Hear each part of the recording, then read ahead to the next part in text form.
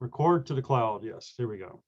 Okay, so just to help catch us up on time, I'm going to go through some of these slides fairly. I'm actually just going to bypass them, I think.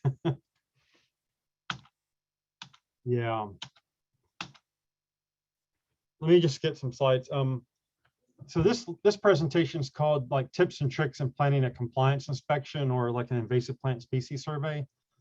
There's this constraint in time and resources that you may have where if you have a invasive plant treatment project, and it doesn't really matter if it's done by contractors versus your in-house staff, like you as someone who may be supervising, say, the workers actually applying chemical or actually being the project manager, maybe you're supposed to go assess this treatment area. Maybe the contractors are still on site. You're just checking up like maybe where they started on a treatment area, but you got to come back into your office in the afternoon because you got some obligate yearly training for something, or you got to take your work truck to the shop because there's a dent in the side and your agency says that's unsightly.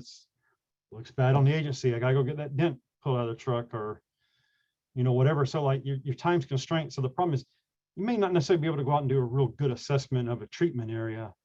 But nevertheless, you probably need to do something more than the windshield drive-by too. You'd probably have to get out on foot and take a look, And so really for a lot of these invasive plant projects, but this is specifically toward those that are contracted out, you typically have like two big metrics to achieve, or the contractor has to achieve, and that is 100% coverage within the treatment area, meaning whatever your polygon or polygons are to have plants treated, the contractor has to sweep those in full, okay?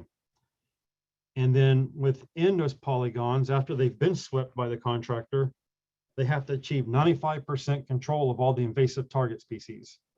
So for some of those of you who are listening in who may not have actually ever done invasive plant management, if you have contractors out there, you don't always have a contractor. It's like if it's non-native, they treat it. You have to be explicit. You have to put everything on the contract that you want treated, like Kogan grass, Brazilian pepper. Even if you have some oddball non-native plant that's very uncommon, if you want it treated, you have to put it on the target list. And so for that 95% control, that means the contractor has to achieve 95% control of all the target species in those polygons you so created. All right.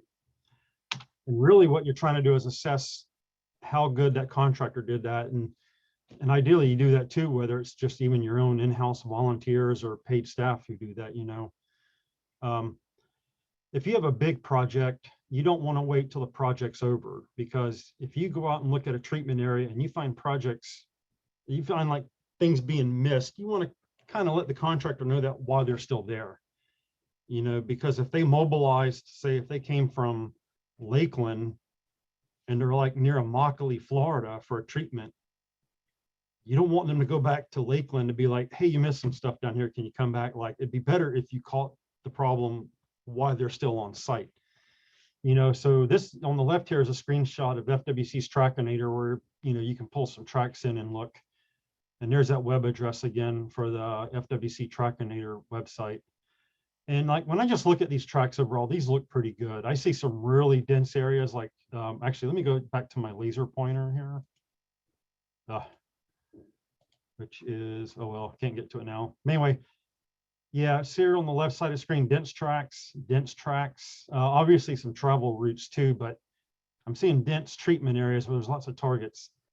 And then you got some sparse stuff like, yeah, there might be some targets missed in there, but my guess is that's just really nice habitat and there's just no invasives.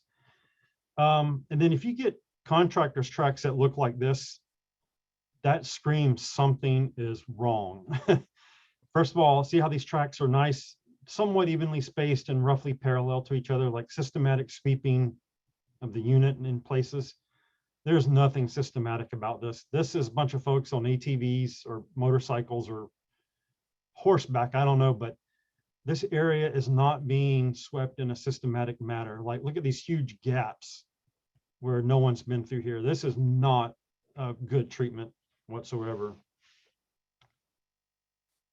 but you do want to get a sense of how fast the treatments are being done, how far apart are the workers, sort of when and where, like how are they progressing through a project area. And when you look at these tracks, and when I say by here it says post-treatment monitoring or PERI, the PERI means as the treatments are occurring. They mean while the treatments are ongoing. You ought to be looking at some of those contractors' tracks they submit on a weekly basis. This is contractor tracks from Babcock Ranch Preserve. And notice that there's lots of parallel tracks here. There's a gap here, but if you kind of look, that's an open water body. So there's not really going to be any invasives in there on that target list. Another water body here that sort of creates a gap. And you see distinct travel routes here. This is where maybe an ATV is coming in to supply new chemical to folks with empty backpack sprayers. But this arrow is pointing to what looks to be a problem area. Like there was a lot of targets here. All right. That's something you should go check out when you assess this project area. Likewise, you might want to pick out some areas where the tracks are kind of sparse. I don't expect there to be any targets in there, but nevertheless, you ought to probably go check this area out just to make sure nothing was missed. Here's another compliance inspection. So everything inside the red polygon is treatment area. And notice that this big depression marsh, there's no contractor's tracks through it. This is one Gundy and I checked 2 or 3 weeks ago. I walked through that depression marsh and there's no targets, especially this ecotone with the flatwoods where I expect young climbing fern to get a foothold. I did not see any. So even though there's no tracks here, no targets were missed. And I walked this way. And when I got to that dense area right there, I found lots of dead stuff. So when you see dense tracks, that's where you need to check because that's where targets were. And one reason I say that, first of all, you want to make sure the contractors or your in-house staff didn't miss those things. But also, if there are lots of targets there and they're successfully treated, you want to make sure your staff or contractors are getting credit for that. You know, if you look at this treatment area, you don't want to come here, and here, like where gaps are. You definitely need to go where these dense tracks are because you need to, if they successfully controlled plants in those areas, credit needs to be given where credit is due. You know, and here, you know, for the survey methods, you want to meander the high and low coverage areas. So low coverage or no coverage here, low coverage, maybe some low coverage. That looks really wet to me. That's probably why there's no workers in there, but my guess is too, based on this depression marsh or something, that's probably not invasive, but you need to go eyeball it. Even if you don't walk through it, you need to go eyeball it for sure. And I'm going to sort of show you how like FNA approaches a compliance inspection for an invasive plant treatment project. We look at the tracks here. This is a management unit area, treatment boundary at the Panther Refuge. And one of things that we're checking for is 100% coverage and 95% control of targets. When I look at these contractors' tracks, I notice right here there's a gap in the tracks. Now this project is complete. I don't really think that area was untreated. I just think some contractors' tracks got overwritten. Some tracks over here overwrote those and they're just not in the track log, but I feel like this probably been treated. But again, that needs checking. And now we're going to check for the 95% control. So how we determine percent control for these projects is the first part, you got to do the field work. And when you're in the field and when you hit some invasive targets, at each occurrence, we identify the species. So on the right-hand side here, we got this huge patch of Kogan grass. So we record the species. We estimate the gross acreage. And I'm trying to think for this patch here, which was in, I think this was Sarasota County. I think I said this was 1 acre of Kogan grass. And then we have to establish a cover class before treatment and a cover class after treatment. And I forgot what I assigned to it this here, but it was pretty high. It was probably like this 50 to 75% cover before treatment. And if you look, a lot of this is brown. This is a really, really good treatment. I think the cover class after treatment, I probably chose something like this less than 1%, you know. And so what I want to do is walk you through like a really brief mini example. So imagine we have this 2 acre treatment area, which is this red polygon. All right. Only if we could have treatment areas this small. Like it'd be nice if this was really everyone's invasive plant problem was 2 acres at a time. But let's say like we enter the treatment area from the southwest corner here, and we're walking along and I start to see Kogan. It's like, wow, lots of Kogan. All right. So first thing I do on my waypoint, I record the species Kogan grass. And I establish what is the gross acreage of this occurrence. Now notice there's live and dead Kogan in all this, and this is my little key over here. But I'm interested in how much Kogan was here when the contractors got here. That's what I'm really recording. And I noticed that these patches all fit within a 200 by roughly 200 foot square. So that's 1 acre. So I'm going to call this 1 acre gross infestation.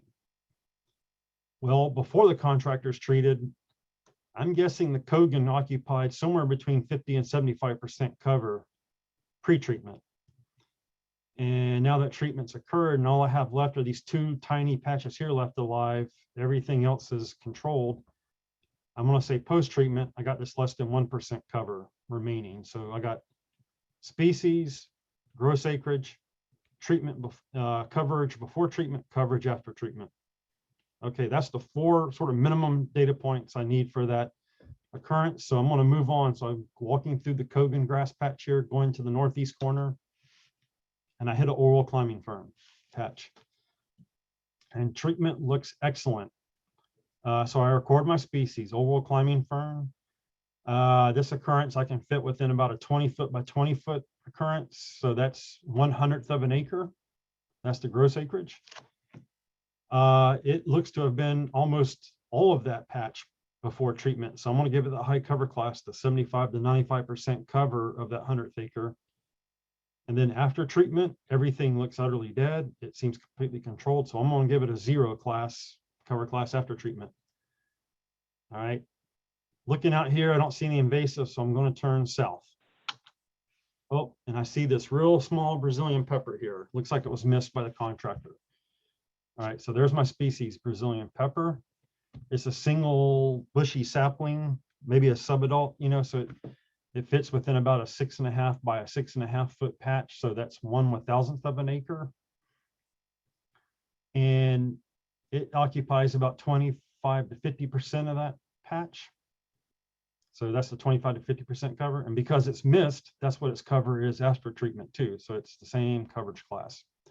I should have said too that my coverage classes, I'm sort of using these standards that DEP and FWC use, this 2 large desks, 2 car garage, 1 basketball court, sort of ever increasing in size. All right.